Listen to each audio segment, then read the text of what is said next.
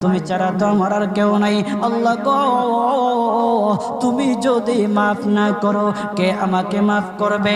তুমি যদি মাফ না করো কে আমাকে মাফ করবে? তুমি যদি আমাকে মাফ করো তাহলে তোমার কোনো দিকে কমবে না, তুমি যদি আমাকে মাফ না করো তোমার কোনো দিকে বাড়বে না। আল্লাহ গো, তুমি আমাকে মাফ করে দাও। সারাটা জীবন অন্যায় কাজ করেছি, সারাটা জীবন নাফরমানি করেছি, আমার কাছে কালেমার দাওয়াত কম আসে নাই, আমার কাছে কালেমার দাওয়াত কম আসে নাই, আমাকে লোকেরা কম বোঝায় নাই। ওগো আল্লাহ, তুমি আমাকে মাফ করে দাও। মাফ না করলে কোথায় যাব, কার কাছে যাব? বাবা যখন মারে তখন মার কাছে আশ্রয় নেওয়া যায়, মা যখন প্রহার করে তখন বাবার কাছে আশ্রয় নেওয়া যায়, বাবা মা যখন প্রহার করে তখন দুনিয়ার কারো না কারো কাছে আশ্রয় নেওয়া যায়।